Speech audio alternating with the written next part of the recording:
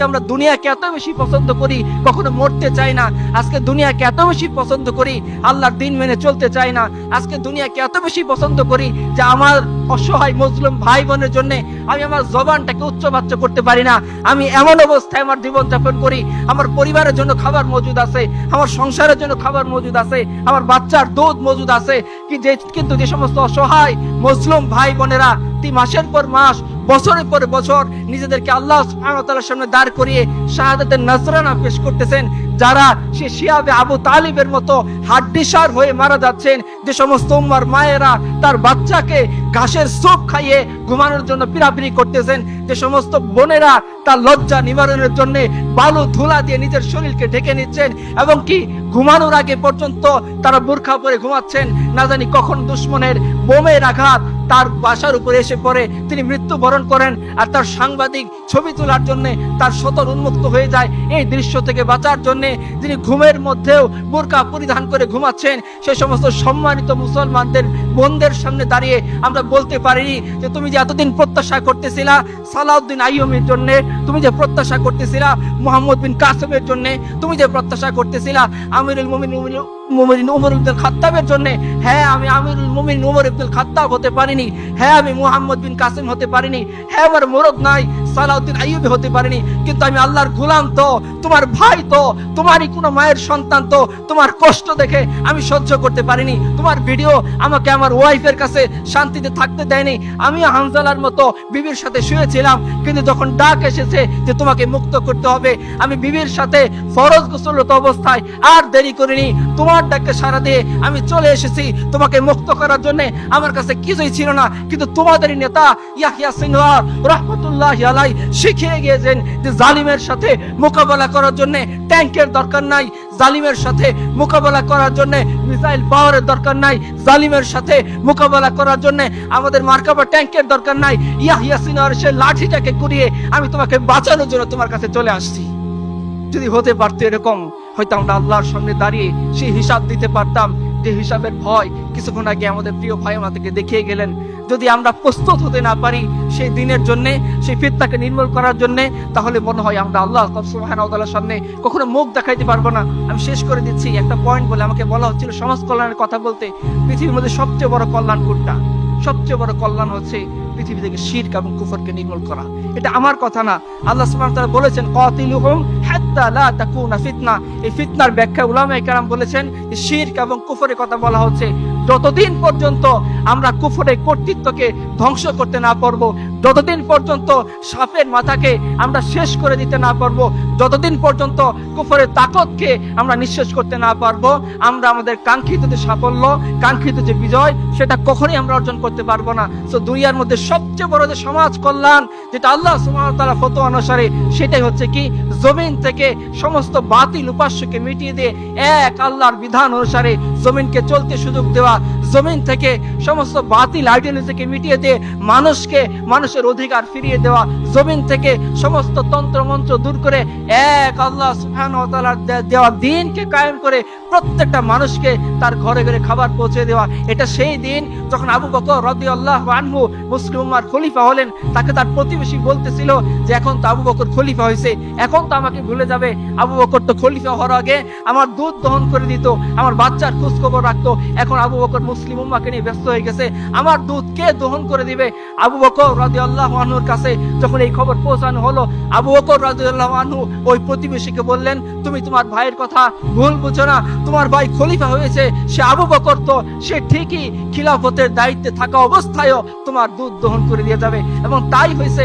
ইতিহাসের কিতাব বলতেছে আবু বকর একসাথে মুসলিম উম্মার রাষ্ট্রীয় দায়িত্ব সামলাইছেন, মুসলিম উম্মার অভিভাবকত্ব করেছেন, আবার একই সাথে তিনি যে প্রতিবেশীর দুধ তিনি রেগুলার দহন করে দিতেন, খিলাফত থাকা অবস্থায়ও তিনি সেই প্রতিবেশী দুধ দহন করে দিয়েছেন।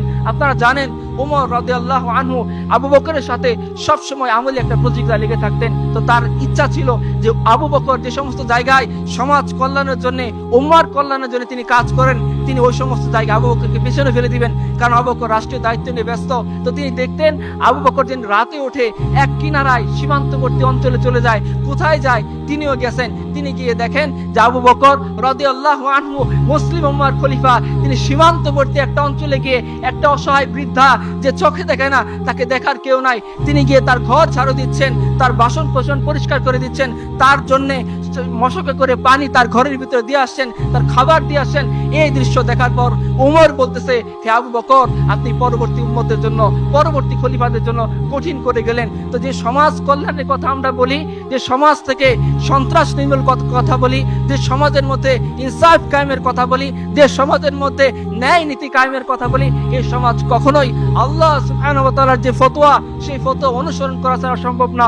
আল্লাহ বলেছেন দুনিয়া থেকে সমস্ত কাফেরকে মিটিয়ে দাও, আল্লাহ বলেছেন দুনিয়াতে সমস্ত কুফরকে মিটিয়ে দাও, শিরককে মিটিয়ে দাও, তাহলে অটোমেটিক সমাজ কল্যাণ হবে। আজকে যদি শিরককে নির্মূল করা যায়, কুফরি শক্তিকে নির্মূল করা যায়, ইনশাআল্লাহ গাজায় শান্তি ফিরে আসবে। আজকে যদি কুফরি শক্তিকে নির্মূল করা যায়, ইনশাআল্লাহ বাংলায় শান্তি ফিরে আসবে। বাংলায় শুধুমাত্র দোয়া দরুদ পড়ে, শুধু সেমিনার করে শান্তি ফিরিয়ে আনা সম্ভব না। যতক্ষণ না বাংলা তার পাশের কুফরকে নির্মূল না করবে, যতক্ষণ না গাজা তার পাশের কুফরকে নির্মূল না করবে, যতক্ষণ না পৃথিবী তার সমস্ত জঞ্জালকে ধুয়ে মুছে সাফ না করবে, ততক্ষণ পর্যন্ত পৃথিবীতে এই শান্তি শৃঙ্খলার প্রতিষ্ঠা করা সম্ভব নয়। গভর্নর আব্দুল হামিদ তিনি কোরআন পড়তেছিলেন, তো তার কোরআনের পাশে রাখা ছিল তলোয়ার। তার ছোট্ট মেয়ে সে জিজ্ঞাসা করতেছে, আব্বা আপনি কোরআন পড়তেছেন, কোরআনের পাশে তলোয়ার কেন রাখতেছেন? গভর্নর আব্দুল হামিদ হিস্টোরিক্যাল একটা কবিতা বলেছিলেন, বলছে বেটা তুই জানোস না, ঈদ কুওয়াত হাফিজা ইয়াকদি গারান আর কায়নাতে জিন্দেগি রা মেহবারান। বেটি তুমি জানো না কোরআন এবং তলোয়ার দুটো একসাথে চলে।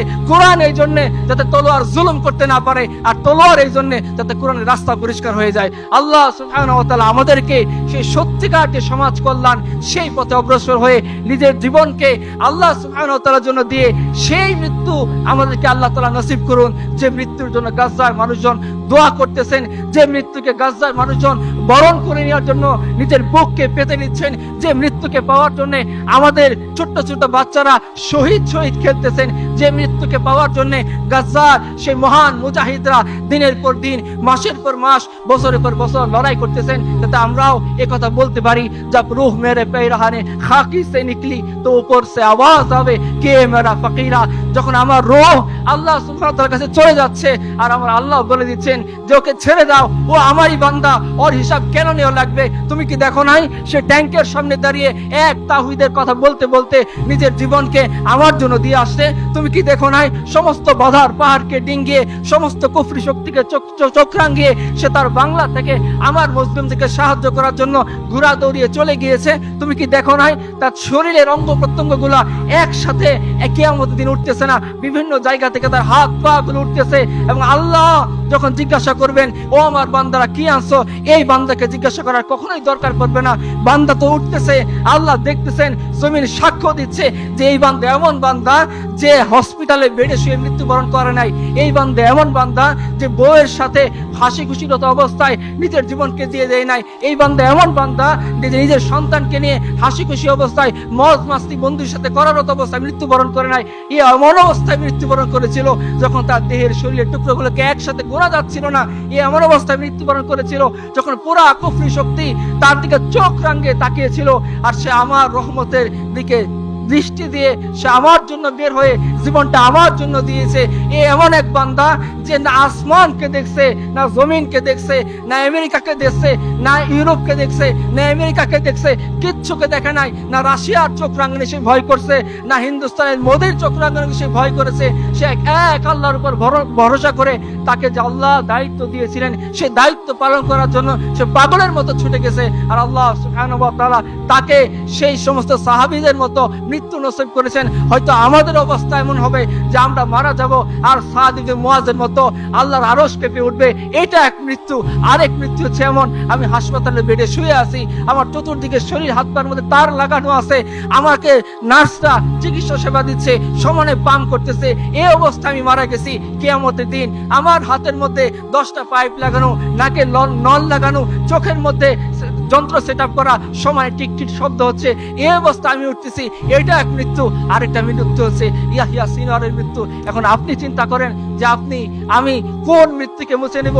নিজের দিলের ভিতরে যে নিফাক আছে, যে ইমান বিরোধী কার্যক্রম আছে, যে আমাদের মধ্যে যে ভীরুতা আছে, সেটাকে দূর করার তো একটাই রাস্তা, যে আল্লাহ জীবন তো একটাই ছিল, আল্লাহ হায়াত তো একটাই ছিল, আল্লাহ তুমি তো আমাকে একবারই দুনিয়াতে সৃষ্টি করেছিলা। এই হায়াতের ভয়ে আমি তোমার দ্বীনে হক থেকে দূরে সরে যাইনি। এই যে হায়াত, এই হায়াতের ভয়ে আমি কুফরি শক্তির দিকে তাকিয়ে চোখ নামিয়ে কথা বলিনি। এই যে হায়াত, এই যে জীবন, এই যে চাকরি, এই যে বিবি, এই যে বাচ্চা, এইটার ভয়ে আমি তোমার দিন থেকে সরে যাইনি। আমিও সে সমস্ত মানুষদের পথ বেছে নিয়েছি যাদের মৃত্যুর সময় তুমি বলেছো রাদিয়াল্লাহু আনহুম ওয়া রাদওয়ান, তাদের উপর আমি সন্তুষ্ট, তারা আমার উপর সন্তুষ্ট। আমরা দিনে হোক বোঝার করে হে আল্লাহ তোমার সেই পথ বেছে নিয়েছি, আমরা ওই পথ বেছে নিইনি যে পথ বেছে নেওয়ার কারণে আমাদের নবীজি বলেছেন যে তোমাদের উপর শত্রু বাহিনী ঝাঁপিয়ে পড়বে। যেভাবে দস্তরখানা বিছিয়ে তোমরা মেহমানকে ডাকো, ওইভাবে তোমরা তোমাদের শত্রু বাহিনী কবলে পড়বে, তারা তোমাদেরকে মারার জন্য ডাকবে। ইয়া আল্লাহ এই জিল্লতি থেকে বাঁচার জন্য আমরা আমাদের জীবনকে, আমাদের যৌবনকে, আমাদের হায়াতকে, আমাদের চাকরিকে, আমাদের ব্যবসাকে, আমাদের পরিবারকে শুধু তোমার দিকে তাকিয়ে কুরবানি করে দিয়েছি। যাতে তুমি একটু বলে দাও এই ফেরেশতাদেরকে ও আমারই বান্দা, যাতে হাসরের দিন তুমি একটু বলে দাও ও আমারই বান্দা। আর যখন রাসূলুল্লাহ সাল্লাল্লাহু আলাইহি ওয়াসাল্লাম তার কাফেলা নিয়ে জান্নাতের দিকে রওনা হবেন, তুমি যাতে আমাকে এই কাফেলায় ঢুকিয়ে দাও। আমি জানি প্রিয় ভাইরা এই কাজটা অনেক কঠিন, আমি জানি প্রিয় ভাইরা নিজের জীবনটাকে এক আল্লাহর জন্য উৎসর্গ করা অনেক কঠিন। আমি জানি প্রিয় ভাইরা দুনিয়ার সমস্ত মায়া মহব্বতকে, এই সমস্ত জিনিসকে পাশ কাটিয়ে এক আল্লাহর জন্য কাজ করে যাওয়া, উম্মতের দুঃখে দুঃখিত হওয়া, উম্মতের কষ্টে কষ্টিত হওয়া, উম্মতের জন্য মন খারাপ করা খুব কঠিন কাজ। কিন্তু এই কঠিন কাজটা যদি আমরা না করতে পারি, আমরা কিভাবে ওই সমস্ত মানুষদের সামনে গিয়ে দাঁড়াবো যারা এক আল্লাহর জন্য নিজের দেহকে তুচ্ছ বিচ্ছিন্ন ছিন্ন বিচ্ছিন্ন করে ফেলেছেন, যারা এক আল্লাহর জন্য নিজের দুধের শিশুকে কুরবানি করে দিয়েছেন, যারা এক আল্লাহর জন্য দিনের উপর টিকে থাকার জন্য কুফরি শক্তিকে চোখে চোখ রাঙিয়ে কথা বলার জন্য হাড্ডিসার বাচ্চা নিয়ে রাত ভর যে মা কান্না করতেছেন, এই মায়ের কুরবানির সামনে আমরা কি নিয়ে দাঁড়াবো যদি সেই এক আল্লাহর দেওয়া দিনের দিকে, সেই নবী সাল্লাল্লাহু আলাইহি ওয়াসাল্লামের সেই রেখে যাওয়া দিনের দিকে ফিরে না আসি? আমরা কিভাবে সেই আল্লাহর সামনে দাঁড়াবো? আর যদি করতে পারি এই কষ্টের কাজটা, আমি জানি আপনাদের প্রত্যেকের অন্তরে ছোট্ট সে আগুন জ্বলতেছে। আপনার এই আগুনটাকে সংরক্ষণ করে রাখেন। ইনশাআল্লাহ আমাদের নিফাক থাকুক, আমাদের আমল দুর্বল হোক, আমরা তাহাজ্জুদ গুজার হয়তো নাও হতে পারি, রহমানের বান্দা তো আমরা হয়তো ঠিকভাবে নামাজ পড়তে পারি না, কিন্তু তার বন্দেগী স্বীকার করছি তো। আমরা হয়তো সেই এক আল্লাহকে সেভাবে সাহাবায়ে কেরাম মানছিলেন ওইভাবে পুঙ্খানুপুঙ্খভাবে মানতে পারি না, কিন্তু সে সাহাবা কেমন অনুসারী করে দাবি করি তো। ইনশাআল্লাহ সে আল্লাহ আমাদের উপর রহমত বর্ষণ করবেন, ইনশাআল্লাহ সে আল্লাহ আমাদেরকে বিজয়ের জন্য প্রস্তুত করে দিবেন। যদি আমরা কাজ না করি, এই 5ই অগাস্টে হবে কেউ আমরা স্বপ্নে কল্পনা করিনি, আল্লাহ তাআলা করে দিয়েছেন। আমেরিকা যে নাকানে চুবানি খাবে এটা আমরা কল্পনা করিনি, আল্লাহ করে দিয়েছেন। ইসরায়েল যে এই ছোট্ট একটা শহরের সামনে 1 বছরের বেশি সময় ধরে নাকানে চুবানি খাবে, পৃথিবীর সমস্ত ধরনের অত্যাধুনিক অস্ত্র থাকা সত্ত্বেও, সেটা আমরা কল্পনা করিনি, আল্লাহ করে দিয়েছেন। আল্লাহ সুমারিতে বিজয় দিচ্ছেন। এগুলো আল্লাহর কুদরত। দুনিয়ার স্রোত একদিকে, ইসলামের স্রোত আরেকদিকে। যে সমস্ত মানুষরা দুনিয়ার স্রোতকে বাদ দিয়ে ইসলামের স্রোতকে আঁকড়ে ধরেছে, যে সমস্ত মানুষরা দুনিয়ার মানুষের বানানো আইডিওলজিকে অতিক্রম করে এক আল্লাহর দেওয়া আইডিওলজিকে আঁকড়ে ধরেছে, যে সমস্ত মানুষরা সমস্ত কুফরি শক্তির দেওয়া প্রলোভনকে দূরে ঠেলে এক আল্লাহর দেওয়া জান্নাতের প্রলোভনের দিকে নিজেকে বিলীন করে দিতে পেরেছে, বিজয় এরাই আনবে। সালাউদ্দিন আইয়ুবী এরাই হবে, মুহাম্মদ বিন কাসেম এরাই হবে। আফসোস আজকে যদি আমরা পর্নোগ্রাফি দেখতে চিন্তা করি যে আমি উম্মার সালাউদ্দিন আইয়ুবী হব। আরে যে পুরুষটার কাছে এক মহিলার দেহ নিরাপদ না, যে মহিলা, যে পুরুষটা দাঁড়িয়ে রাস্তার মোড়ে ইফটিজিং করতেছে, যে পুরুষটা দাঁড়িয়ে একটা ন্যাংটা মহিলার নাচ গান দেখতেছে, আর ও কি বুঝবে যে উম্মতে মুসলিমার মহিলাদের ইজ্জতের দাম কতখানি? ও কি করে বুঝবে সাহাবায়ে কেরামের পর্দার মূল্য কতখানি? ও কি করে বুঝবে যে জীবন দেওয়া সহজ, নেকাব খোলাটা তার জন্য কত কঠিন? সেই দিনের দিকে আমাদের ফিরে আসতে হবে। আমি জানি কাজটা কঠিন, কিন্তু সেই কাজটা আমাদের করতে হবে, কারণ হাসরের দিনে আল্লাহ সুবহানাহু ওয়া তাআলা এই যে মানুষরা যারা তার বুকের ভিতরের জ্বলানো আগুনটাকে ধরে রেখে এই সমস্ত আগুনকে এক করে এই আগুনের মধ্যে কুফরি শক্তিকে, বাতিল শক্তিকে, জালিম শক্তিকে জ্বালিয়ে ছারখার করে দিয়েছিল, তারাই রাসূলুল্লাহ সাল্লাল্লাহু আলাইহি সাল্লামের সেই কাফেলার মধ্যে রওনা দিবে। এইজন্য কবি বলেছিলেন যে হাসর কা দিন এ হোগা মালুম कि जीता कौन और हारा कौन, और हम सोए हाशर चलेंगे शाहे अबरार के साथ, काफिला होगी रवा काफिला सलार के साथ, ये तो तैयबा का मोहब्बत का असर है, वरना कौन रोता है लिपट कर दारो दीवार के साथ। আমরা জানি কাজটা কঠিন, দুনিয়া আমাকে প্রলোভন দেখাবে, দুনিয়া নারী এনে উপস্থাপন করবে, দুনিয়া গুগলের মধ্যে পর্নোগ্রাফি ঢুকিয়ে দেবে। আমরা জানি এগুলো থেকে বেঁচে থাকা কঠিন, কিন্তু যে আমরা এজন্যই বেঁচে থাকবো। নবীদের কাফেলা রওনা হবেন, জান্নাতের গেটে গিয়ে নক করবেন, ফেরেশতা বলবে কে? বলবে মুহাম্মদুর রাসূলুল্লাহ সাল্লাল্লাহু আলাইহি ওয়াসাল্লাম। বলবে আসেন, ওয়েলকাম। আল্লাহ সুবহানাহু ওয়া তাআলার পক্ষ থেকে নির্দেশ ছিল যাতে গেট খোলা না হয়, আপনি আসবেন, এরপরে গেট খোলা হবে। সেই যে আমাদের দো জাহানের সরদার, তার সাথে আমরা রওনা হবে একই কাফেলায়। ওই কাফেলায় ইয়াহিয়া সিনওয়ার থাকবেন ইনশাআল্লাহ, ওই কাফেলার মধ্যে সালাউদ্দিন আইয়ুবী থাকবেন ইনশাআল্লাহ, ওই কাফেলার মধ্যে আবু বকর ওমর থাকবেন ইনশাআল্লাহ। ওই কাফেলার মধ্যে আল্লাহ যদি দয়া করে আমার এই উদ্যোগের কারণে, আমার এই ছোট্ট ভাঙ্গাচোরা ইমানের কারণে, আমার এই পদক্ষেপের কারণে আল্লাহ যদি সেই তালিকায় আমাদেরকে তুলে দেন, কতই না খুশনসিব আমাদের জন্য।